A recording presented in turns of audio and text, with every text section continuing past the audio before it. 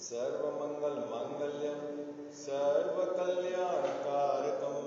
प्रधानम सर्वधर्माणां जैनम जयतु शासनम जैनम जयतु शासनम जैनम जयतु शासनम। इस भव के सब दुखन के कारण मिथ्या भाव तिनकी सत्ता नाश करी प्रगटे मोक्ष उपाय प्रगटे मोक्ष उपाय। ये बोलो देव शास्त्र गुरु की जय। किसी एक प्रकार के आश्रव भाव का नाम संवर नहीं हो, और तू जब तक आश्रव भाव को नहीं पहचानेगा तब तक संवर भाव नहीं पहचान सकता, क्योंकि आश्रव के अभाव का नाम संवर है। आज तक तुझे आश्रव भाव हुआ है लेकिन संवर हुआ नहीं है, तो उसका परिचय नहीं है। अब जिस भाव का परिचय नहीं है तो तू किसी आश्रव भाव को ही संवर मान के बैठा है, क्योंकि आज तक हुआ नहीं ना। बात पकड़ में आती है। ये पहले पैराग्राफ की विषय वस्तु है। पहले पैराग्राफ की विषय वस्तु कौन बोलेगा आपको? तो दूसरा पैराग्राफ आज चर्चा करना है। क्या विषय है पहले पैराग्राफ की? कि आश्रव के अभाव का नाम संवर है। संवर आश्रव के अभाव पूर्वक प्रकट होता है। आई बात समझे? है ना? किसी एक प्रकार के आश्रव भाव का नाम संवर नहीं है। पक्का? दूसरी बात, जब तक आप आश्रव भाव को नहीं पहचानोगे तब तक संवर भाव को भी नहीं पहचान सकते। क्यों? कि आश्रव के अभाव का नाम संवर है, और इस संवर का परिचय नहीं होने के कारण आपने क्या आश्रव भाव को ही संवर मान लिया है। अनादि से मेरे आश्रव भाव है कि नहीं? जब से मैं संसार में हूं तब से क्या चल रहा है गजाव साहब? आश्रव भाव चल रहा है, शुभ अशुभ भाव चल रहा है, उसी का परिचय है। संवर भाव आज तक प्रकट हुआ नहीं, उसका परिचय है नहीं। तो मैंने क्या किया? आचार्य देव की बात, केवली भगवान की बात, वस्तु स्वरूप की बात तो विचारी नहीं, मैंने अपने ही आप क्या मान लिया? किसी एक प्रकार के आश्रय भाव, कसाई की मंदता, उसको ही धर्म मान लिया। और ये मेरी अनादि की भूल है, और ये भूल निकलेगी नहीं तब तक मेरे संसार का समापन नहीं होगा, मेरी परिणति में धर्म प्रकट नहीं होगा। ये बात अपनी कल चली। एक प्रश्न कल जरूर था, या तो मैं नहीं समझ पाया। आप लोगों का ये कहना था कि आश्रव के अभाव पूर्वक संवर होता है, तो पहले तो अशुभ आश्रव जाएगा, इतना संवर हो गया हमारे को है, और फिर शुभ आश्रव जाएगा और फिर संवर हो जाएगा। देखो समझो इसको क्रम, मैं आपको बताता हूं। आश्रव भाव मतलब क्या समझ रहे हो आप? मात्र कसाय नहीं है, आश्रव भाव में मिथ्यात्व भी है। आश्रव भाव में क्या है गजाव साहब? मिथ्यात्व भी है और कसाय भी है। सिर्फ जहां कसाय कहते हैं तो वह मिथ्यात्व अंतर्गर्भित समझना, ठीक है? और इसके जाने का एक क्रम है मोक्ष मार्ग का। देखो मैं थोड़ा सा बताता हूं आपको।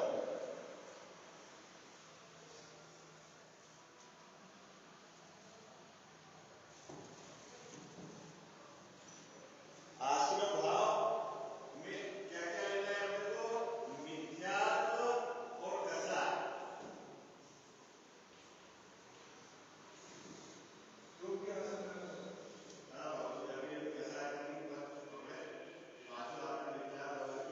कसाई हो, है ना? अभी जो है यहाँ प्रकरण, उसके आधार से थोड़ा सा समझते हैं, ठीक है? क्या आश्रव भाव में क्या लिया? मिथ्यात्व और कसाय। ये भाषा टोटल साहब ने ली है। आप आश्रव में देखो, आप आश्रव तत्व मिथ्यात्व कसाय आदि भाव होते हैं, लिखा हुआ है ना? इस जीव को कहा होते हैं? इस जीव की एक समय की पर्याय में मिथ्यात्व कसाय आदि भाव होते हैं। उस कसाय, उसको उपाधि कहा है, औपाधिक भाव का है, कर्म का निमित्त होता है। स्वभाव के सन्मुख न होकर जीव बाहर संयोगों पर उसकी रुचि रहती है, दृष्टि रहती है। ऐसे बहुत चीजें समझाकर डॉक्टर बली साहब ने बताया कि मिथ्यात्व और कसाय आदि भाव ये क्या है? आश्रव भाव। ये अब यहां तक तो समझ में आ गया ना? अब संवर को कहा है कि आश्रम के अभाव का नाम संवर है। अभी क्या चक्कर है कि इन आश्रमों के अभाव का एक क्रम है। इन आश्रमों के अभाव का एक क्रम है। अगर उस क्रम में अभाव नहीं होता है तो इसका मतलब है कि नीचे वाले सब विद्यमान है। आई बात समझ? अभी देखो कैसे है कि सबसे पहले क्या जाएगा, विज्ञान के दो भाग हैं। पहले तो जाएगा गणित, अभी समझाने के लिए, और अगणित।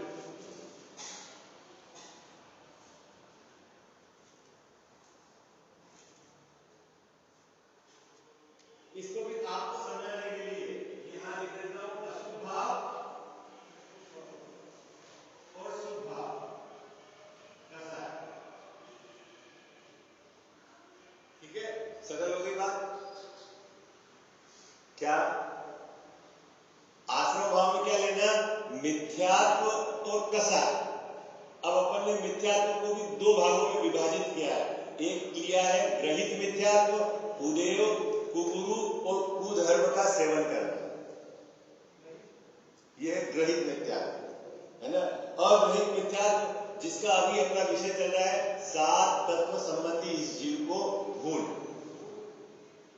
याद रहेगा आपको, बराबर दोहराओ तो नहीं। क्या मिथ्यात्व को भी समझने के लिए अपन ने दो भागों में विभाजित किया है। एक तो किया है ग्रहित मिथ्यात्व और एक है अग्रहित मिथ्यात्व। ठीक है, ग्रहित मिथ्यात्व मतलब क्या, कुदेव, कुगुरु, कुधर्म का सेवन करना, वस्तु स्वरूप के विरुद्ध कथन करने वाले देव, गुरु और हिंसा जिसमें धर्म बतावे ऐसे धर्म का सेवन जो बताए उनको मानना, ये कहलाता है ग्रहित मिथ्यात्व। अग्रहित मिथ्यात्व सात तत्व संबंधी भूल इस जीव को जो चल रही है वो कहलाता है अग्रहित मिथ्यात्व, अनादि से चल रही है ना। कसाय में क्या लेना, अशुभ भाव और शुभ भाव। अशुभ भाव मतलब कमाना, खाना, घर में गहने बनाना, ये सब आपके पाप के भाव है। ये सब क्या है, अशुभ भाव। अभी मोटा मोटी आपको समझने के लिए, है ना। और शुभ भाव मतलब दया, दान, व्रत, पूजा, है ना। ये सब क्या है, शुभ भाव। व्रत का भाव भी शुभ भाव, दया, दान, पूजा। ठीक है। अब संवर की परिभाषा क्या है, आश्रव के अभाव पूर्वक संवर। एक बात समझना कि इन कसाय भाव जो है ना, ये कसाय भाव, ये अशुभ भाव और शुभ भाव, कसाय की तीव्रता और कसाय की मंदता दोनों मिथ्यात्व के रहते हुए भी होती रहती है। आई बात समझ में? क्या कसाय की तीव्रता और मंदता मिथ्यात्व के रहते हुए भी होती रहती है। किस कसाय की बात चल रही है, मिथ्यात्व तो है कसाय, मतलब मिथ्यात्व का कसाय में अगर उसमें आश्रम भाव है, अभी मिथ्यात्व को छोड़कर ये जो शुभ अशुभ भाव है ना, मिथ्या दृष्टि के भी शुभ अशुभ भाव होते रहते हैं। और मैं इसका बंटवारा करता हूं, जिसके ग्रहित मिथ्यात्व है उसके भी शुभ अशुभ भाव होते रहते हैं, जिसके अग्रहित मिथ्यात्व है उसके भी शुभ अशुभ भाव होते रहते हैं, है ना। इन दोनों मिथ्यात्व के साथ शुभ अशुभ भाव होते रहते हैं और इनमें परिवर्तन भी होता है, निरंतर एक ऐसे भाव नहीं रहते। बात समझ में आ रही है आपको? क्या बात समझ में आई आपके? अब बात यह है कि धर्म प्रकट कैसे होगा, तो धर्म प्रकट सबसे पहले मिथ्यात्व जाएगा, तब मिथ्यात्व के अभाव के रूप में यहां संवर प्रकट, इसको बोलते हैं समझने से ज्ञान दिलाने। सबसे पहले क्या जाएगा, मिथ्यात्व जाएगा। अगर मिथ्यात्व नहीं गया है, आई बात समझ में, और कसाई की मंदता कितनी भी उच्च क्वालिटी की क्यों न हो जाए, संवर प्रकट नहीं होगा। ये आप अपनी मर्जी से कह रहे हो नहीं, आप खुद बोलते हो, छड़ाले में बोलते हो ना, मुनि व्रत धार अनंत बार ग्रेव्यक उपजायो, फिर तेरे पछी कुछ ज्ञान बिना, निज आत्म ज्ञान बिना सुख लेश न पाए, ये बोलते हो ना।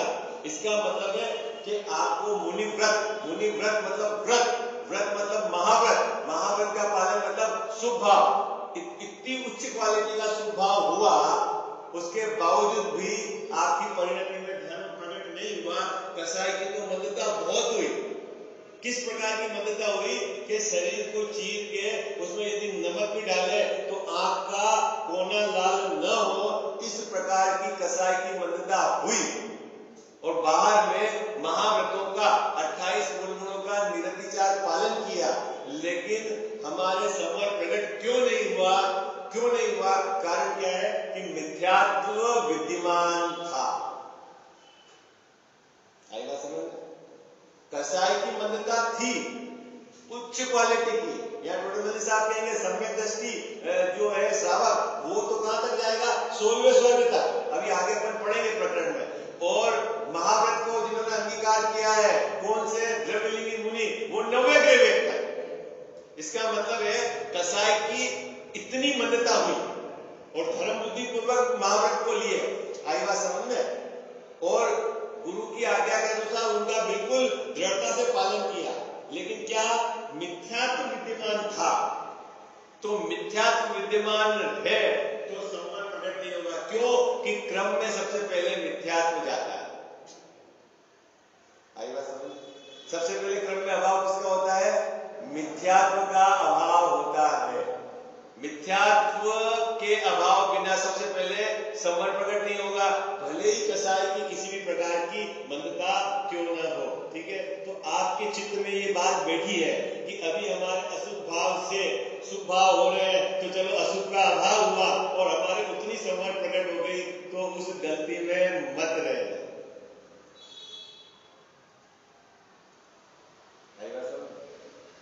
मैं प्रश्न समझ नहीं पाया था कल, लेकिन बाद में जब उस गलती में नहीं रहना। कारण क्या है कि उसका क्रम है कि मिथ्या तो जाएगी तो संवर प्रकट होगा, मिथ्या तो है, फिर कसाई भले मंद हो गई हो तो भी संवर नहीं है।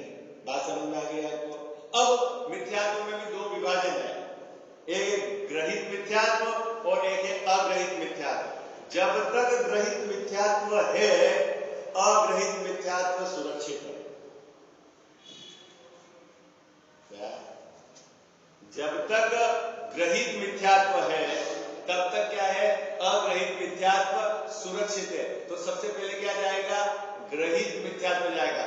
अगर जो जीव कुदेव कुगुरु कुधर्म का सेवन करता है और भले बहुत मंद कसाई का क्यों न हो, लेकिन समझ लेना उसका संसार चालू है। अरे चालू नहीं है, अभी तो बहुत दूर खड़ा हुआ है मोक्ष मार्ग।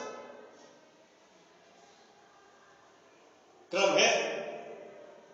तो सबसे पहले क्या जाएगा? सबसे पहले ग्रहित मिथ्यात्व जाएगा। जीव अपनी बुद्धि पूर्वक सच्चे देवशास्त्र गुरु को मानेगा। आई बात समझ में? और मात्र सच्चे देवशास्त्र गुरु को मानने से मिथ्यात्व चला गया, ऐसा नहीं। अभी तो ग्रहित गया है, अग्रहित को मेटना है। तो अब क्या करेगा?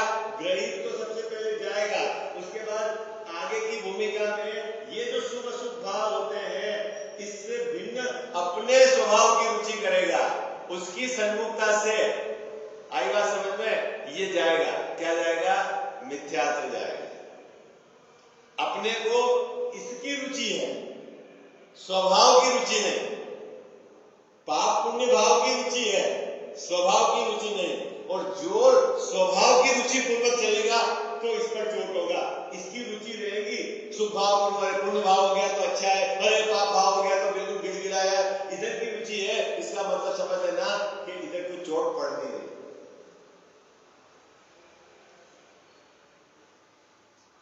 हाँ भैया, अब कोई प्रश्न तो नहीं है? अब आपके प्रश्न तो नहीं है, हैं? समझ में आए? कल आप ये समझ रहे थे कि अभी अशुभ चला ही है, जितना जितना अशुभ, जितने जितने समय हम घर में रहते हैं उतना उतना समय तो हमारे क्या बोले बंद है, और जितने जितने मंदिर में रहते हैं तो उतने समय हमारा बंद नहीं, हमारे समय है। इस चक्कर में नहीं पड़ना। क्यों? उत्तर याद रहेगा आपको। क्यों? मिथ्यात्व विद्यमान है ना, ये विद्यमान है। इसका मतलब है कि अभी आपके समर प्रकट नहीं हुआ है। तो फिर क्या करें सुशील भैया? अनादि से आपको तो पाप पुण्य का ही परिचय है। संवर का परिचय नहीं है। तो आचार्य देव कहते हैं कि सबसे पहले तो तुम ग्रहित विद्या को छोड़ो। अगर यहाँ यहाँ तेरा जोर पड़ रहा है, जानते हुए भी तू देवशास्त्र गुरु की विपरीतता बनाए रखता है, तो समझ लेना तेरा कुछ काम होने वाला नहीं। बात पकड़ रही है आपको? सच्चे देवशास्त्र गुरु जो वस्तु स्वरूप के अनुसार कथन करे, जिनेंद्र भगवान ने जैसा बताया वैसा बतावे, उनकी शरण में रहे, उसके अलावा कहीं भी गया तो समझ लेना सब सुरक्षित है तेरा नीचे। फिर तेरे कसाई की कितनी भी क्यों मंदता न हो, किसी भी प्रकार का तू व्रत का क्यों पालन न करे, तेरे ये भी सुरक्षित है और ये सब सुरक्षित है, संवर प्रकट होने वाला नहीं। क्या करना है? सबसे पहले क्या करना है? इसलिए देवशास्त्र गुरु के संबंध में आपको बिल्कुल पक्का आगम के आधार से जो भी आपको करना है वो नक्की करना पड़ेगा।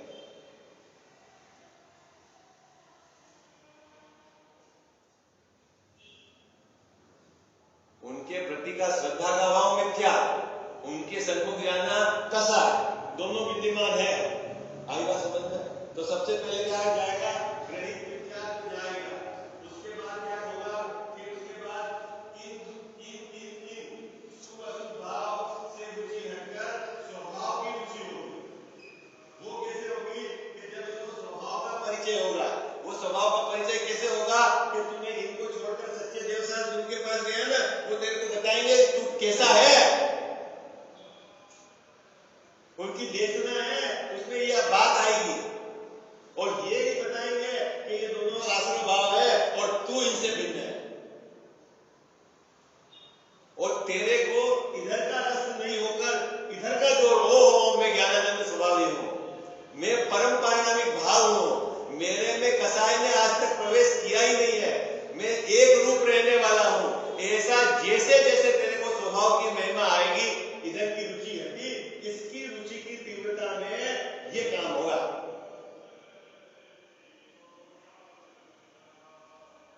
ये अपने को पुरुषार्थ करना है। देशना लब्धि, जिसको बोलते हैं देशना लब्धि, वस्तु स्वरूप का यथार्थ कथन सुनने में आए, आप विचार करके सही निर्णय कर लो, वहां तक का काम है देशना लब्धि। अभी क्या चल रहा है सुनील भैया अपने को? देखो, छायोपशम लब्धि तो है, विशुद्धि लब्धि भी है। छायोपशम लब्धि किसको बोलते हैं? कि मैं संगी पंचेंद्रिय हुआ, मतलब वर्तमान में मेरे ज्ञान का विकास इस प्रकार का हुआ कि मैं हित और अहित का विचार कर सकता हूं। इसके लिए क्या किया, पूर्व में क्या हुआ होगा जाने दो, कोई ऐसा योग बना है कि मैं अभी हित और अहित का विचार कर सकता हूं, इसका मतलब है कि मेरे छायोपशम लब्धि है। अब आप अपने हित का विचार सही कर रहे हो, गलत कर रहे हो, उसका आधार आगे चर्चा करेंगे। फिर यदि आप में धर्म बुद्धि है, आप अपनी आत्मा का कल्याण करना चाहते हो, तो ऐसी यदि अंदर में भावना है तो समझ लेना विशुद्धि है। क्योंकि जिसके विशुद्धि नहीं होगी वो मंदिर में पंच परमेष्टि भगवानों के समीप नहीं आएगा। वो अभी तो लगा बाजार में लगा रहेगा, 1 2 3 4 करता रहेगा, नहीं देता। विशुद्धि है मतलब जिसको अंदर में आत्म कल्याण की भावना है, धर्म की प्रकट करने की भावना है, वो पंच परमेष्टि भगवान। लेकिन पंच परमेष्टि भगवंत के पास आकर भी ऐसा नहीं कि आपका काम हो गया। फिर तीसरे नंबर की ड्यूटी, उनने क्या कहा है वैसा तू विचार करके निर्णय नहीं करे और उनकी जे करता रहे तो भी काम नहीं होगा।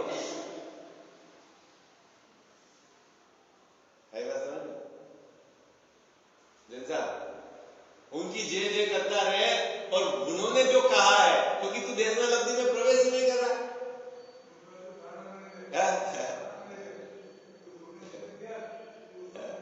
अब धारणा में जाने के पहले बहुत पहले विचार करके निर्णय लेगा, अंदर जाके ये सही है, फिर धारणा में जाए, फिर जाएगा प्राय को लब्धि में, फिर बार बार उसकी घुटे होगी। समझ में आ रही है? अपन कहां खड़े हैं, एट विच डेस्टिनेशन, इस पूरे क्रम में अपन कहां खड़े हैं बताओ आप? क्या खड़े, कहां खड़े हैं साहब, कहां खड़े हैं? देखो, ग्रहित मिथ्यात्व में खड़े हैं तो समझ लेना अभी बहुत दिल्ली दूर है। आई बात समझ में? दिल्ली दूर है, कुछ कुछ भी आपका मिथ्यात्व का जोर चले, नहीं कुछ तो करना चाहिए, ऐसा तो हो जाएगा, नहीं फलाना, कि तू तेरी मर्जी से कुछ मत मान, अपने पास आगम है, आगम के अनुसार यदि चलता है तो समझ लेना तेरी अभी अंदर में पात्रता जगी है। और तू आगम की बात को तो छोड़े, अपनी मर्जी से चले, तो तेरी मर्जी से तो तू कब से ही चल रहा है, अनादि से।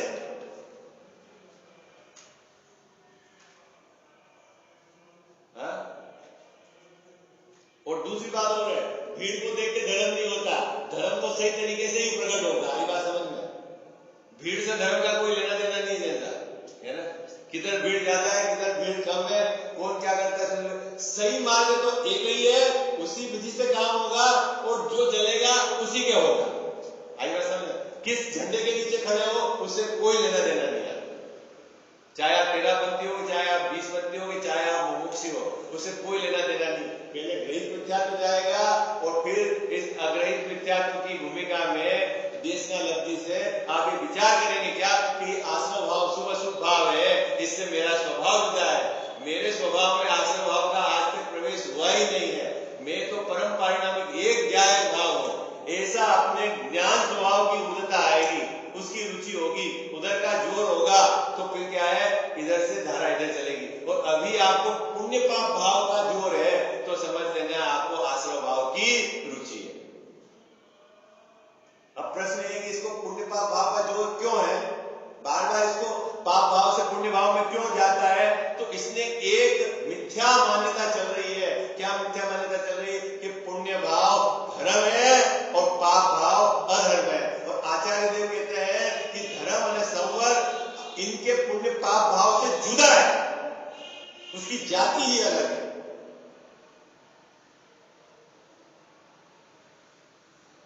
नहीं आई बात पकड़ में आपको, बात पकड़ में आती है कि नहीं आती है? क्योंकि अभी आपको ऐसा लगेगा कि क्या काम हुआ है, आप पढ़ो तो सही आचार्य ने क्या बात कही है। अपन तो बहुत मोटे स्तर पर चर्चा कर रहे हैं, अभी तो अंदर में जाके गहराई से जब अपन समय सार का अभ्यास करेंगे तब आपको पता चलेगा कि क्या क्या कितनी अंदर में मिथ्यात्व की जड़ें गहरी पड़ी हुई है, कैसा अहम बुद्धि, कैसा ममपना, कैसा कर्तापना, पूरे जगत का जो अपने से भिन्न दिखाई देता है उस द्रव्य का भी ये जीव कर्तापना वैसा भूत सवार होकर चलता है, मैं ये करने वाला, मैं ये करना। और जब तक ये निर्भर नहीं होगा तब तक ये भव से पार नहीं होगा। ये पंक्ति याद रखना सुधीर भैया, जब तक ये निर्भर नहीं होगा तब तक ये भव से निर्भर, मतलब कोई भार माथे नहीं, पर द्रव्य का तो करने का रहे ही नहीं, लेकिन अपने द्रव्य में भी कुछ चेंज करने का भाव नहीं रहे। आई बात पकड़ में, वो प्रक्रिया अपनी समझनी पड़ेगी आपको आगम के आधार से। जब तक आप निर्वाण नहीं होंगे तब तक ये चलता रहेगा। चले आगे, अब गड़बड़ तो नहीं करोगे, समझ में आ गई बात। पहले क्या जाएगा, पहले ग्रहित मिथ्यात्व जाएगा, ग्रहित मिथ्यात्व रहे, अग्रहित मिथ्यात्व रहे, कसाई की मंदता तीव्रता होती रहती है, उधर की तरफ देखना नहीं। सबसे पहले क्या जाएगा, मिथ्यात्व जाएगा। और वो कौन सा जाएगा, ग्रहित मिथ्यात्व। देव शास्त्र गुरु के संबंध में बिल्कुल जैसा आगम में बताया है वैसा आप बिल्कुल विचार करके पक्का निर्णय करना। उसमें थोड़ी भी कमजोरी रह गई तो समझ लेना नीचे का सब भाग सुरक्षित है। फिर ग्रहित चला गया, उसके बाद क्या होगा, फिर आचार्य देव के अनुसार ये जो आश्रम भाव है, शुभ अशुभ भाव, इनसे भिन्न अपने स्वभाव की महिमा आनी चाहिए, उसकी रुचि होनी चाहिए, उसका जोड़ लगना चाहिए, उधर की धारा चलनी चाहिए, तब उसकी धारा में अपने को काम चलेगा। और यदि पुण्य पाप की रुचि रही तो समझ लेना अभी दिल्ली दूर है, संवर प्रकट नहीं हुआ। यही बात आचार्य देव यहाँ पर कह रहे, देखो निकाल, अनादि से इस जीव को आश्रय भाव ही हुआ है। क्या सुशील भैया, अनादि से इस जीव को क्या हुआ है, आश्रय भाव ही हुआ है। क्योंकि अनादि से है जीव संसार में, और संवर एक बार भी प्रकट हो जाए तो फिर वो अनंत संसार खड़ा नहीं रहता। एक बार में संवर प्रकट हो गया तो वो जीव अब अल्पकाल में मोक्ष चला जाएगा, भले ही सम्यक दर्शन से वो गिर जाए और अर्ध पुद्गल परिवर्तन, लेकिन अनंत काल के सामने उसकी क्या कीमत है। आई बात समझ में। तो वो मैंने बोला ना, वो तो बहुत अभी कर्णयोग का उधर का कैसे क्या होता जाने दो, लेकिन वो समय भी बहुत अनंत काल के सामने छोड़ा है। पंच परावर्तन और अर्धपुद्गल परावर्तन, वो भी कब? जब समय दर्शन होके छूट जाए। चले आगे। संवर कभी नहीं हुआ। जैसा अपने को संवर प्रकट हुआ आज तक नहीं हुआ। कब से नहीं हुआ? अनादि से नहीं हुआ। जब संवर प्रकट नहीं हुआ तो आपको आनंद की खबर पड़ी, आपको शांति की खबर पड़ी, तो आज तक आपने आनंद लिया कि नहीं लिया? अरे पूर्व का याद नहीं, इस भाव में कोई आनंद लिया कि नहीं लिया? नहीं बोलते हो? खाना खाते समय कोई बोलते आज के आनंद, अपनी मर्जी की सब्जी दाल रोटी मिल गया तो भी आनंद आ गया।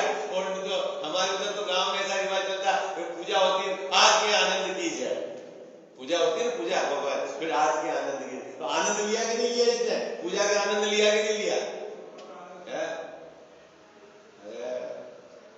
संवर का तो परिचय नहीं है। संवर मतलब आनंद का परिचय नहीं है, तो फिर क्या आया? पूजा के काल में क्या आया है? वो आश्रय भाव है। ये खबर है?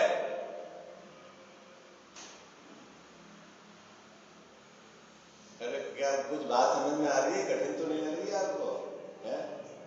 जब लिखा हुआ है ना, संवर कभी नहीं हुआ। संवर मतलब आनंद आज तक आया नहीं, इसको आनंद का परिचय नहीं, किसको आनंद कहते पता नहीं, किसको धर्म कहते पता नहीं। तो आज तक धर्म भाव हुआ कि नहीं हुआ आपको? हुआ कि नहीं धर्म भाव आज तक है? और आज की आनंद की जय बोलते हो आप?